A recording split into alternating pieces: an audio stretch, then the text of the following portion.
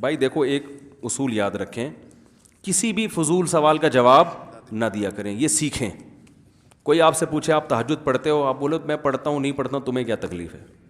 کوئی آپ سے پوچھے کہ اب دیکھو میں لطیفہ سناتا ہوں, ایک آدمی کسی سے پوچھے تمہاری بیوی کیسی ہے, خوبصورت ہے بدصورت ہے, اس کو غصہ ہے تو کیوں پوچھ رہا ہے, کہہ رہے جنرل نالج کے لیے پوچھ رہا ہوں.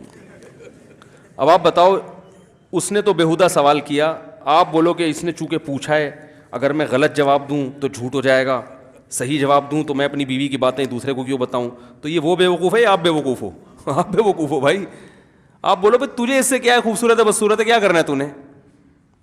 جنرل نالج تیرا مسئلہ ہے, میرا مسئلہ تھوڑی ہے. تو اسی طرح ہر سوال کا جواب, کوئی پوچھ رہا ہے آپ کی تنخواہ کتنی ہے, کیوں بھائی؟ اول تو یہ غلط سوال ہے, آپ کو غصہ آنا چاہیے, بالکل بجا ہے کہ کیوں پوچھ رہے ہو, آپ کو میری ذاتی زندگی سے کیا واسطہ ہے. تو ہر سوال کا جواب سسرال والے پوچھ رہے ہیں نا رشتہ دینے سے پہلے, تو آپ بتائیں, اس میں چھپانا جائز نہیں ہے. لوگ اس میں بھی کہہ رہے ہیں آپ چھوڑیں یار تنخواہ کے کیا رکھے, ایسے ٹوپیاں کرا رہے ہوتے ہیں. ایک صاحب نے رشتہ بھیجا, لڑکی والوں سے کہا, لڑکی والے پوچھنے کہ تنخواہ کتنی, کہہ رہے تنخواہ اللہ کا دیا بہت کچھ ہے الحمدللہ.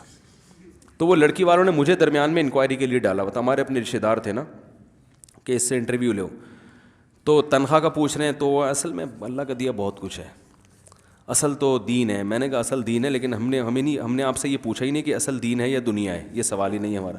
ہم نے پوچھا آپ کی منتھلی ارننگ کتنی ہے. آدھا گھنٹہ ہو گیا, کمبخت جواب نہیں. میں نے کہا بھائی, کہہ رہے یار اسلام میں تو یہ پیسہ ویسا کچھ نہیں ہے. میں نے کہا اسلام میں پیسہ ویسا کچھ ہے یا نہیں ہے, یہ سوال میں نے آپ سے نہیں پوچھا.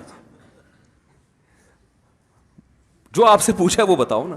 وہ ایک فقیر گیا نا کسی سے بھیک مانگنے, کہہ رہے اللہ کے نام پہ 100 روپے دے دو.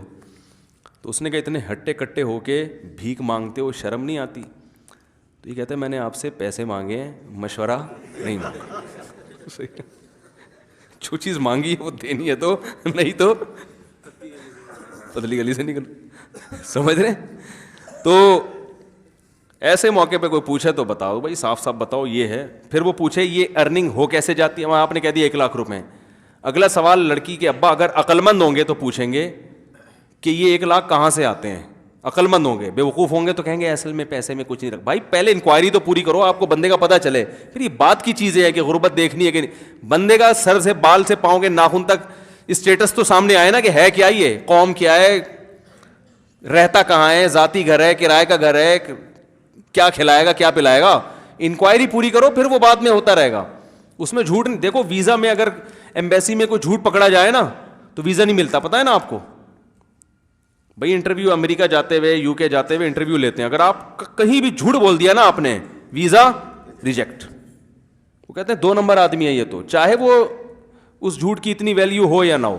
تو رشتہ تو اس سے اہم چیز ہے. اس میں اگر داماد جھوٹ بول رہا ہے, ریجیکشن, فورن اسٹیمپ پہ نا وہ اس کے پاسپورٹ پہ آپ لگا دو, ٹھپا لگا دو, کبھی بھی ویزا نہیں ملے گا. ہمارے گھر کا ویزا گلی محلے میں آئے گا, وہ گلی محلے سے باہر نکل جائے گا.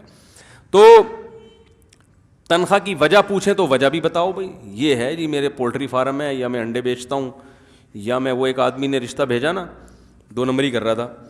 لڑکی والوں نے پوچھا آپ کا بیٹا کرتا کیا, انہوں نے کہا جی لکڑیوں کا بزنس ہے اس کا. انہوں نے کہا لکڑیوں کے تو بہت سارے بزنس ہوتے ہیں, گودرا میں کوئی کارپینٹر ہے یا کیا کرتا ہے, یعنی جنگلوں کی لکڑیاں بیچتا ہے, کیا کرتا ہے. کہتی جی آپ کو ہم نے جب بتا دیا کہ اس کا لکڑیوں کا ذاتی بزنس ہے, بس کافی ہے نا. اتنی پنچایت میں آپ کیا CID والے ہیں کیا؟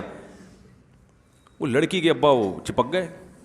انہوں نے کہا بھائی آپ بتاؤ لکڑیوں کا بزنس کیا, فرنیچر کی دکان ہے, کیا کرتے ہو؟ بہت زیادہ اصرار کیا تو پتہ چلا کہ جامع مسجد کے باہر مسواکیں بیچتا ہے. مسواکیں بیچنا کوئی بری چیز نہیں ہے, لیکن جھوٹ بولنا, بھائی سیدھے سے بتاؤ مسواک بیچتا ہوں میں, تو اس میں کیا ہے؟ ان کو دینا ہوگا دیں گے, نہیں دینا ہوگا نہیں دیں گے. تو سچ بولنے والے لوگ مارکیٹ میں شارٹ.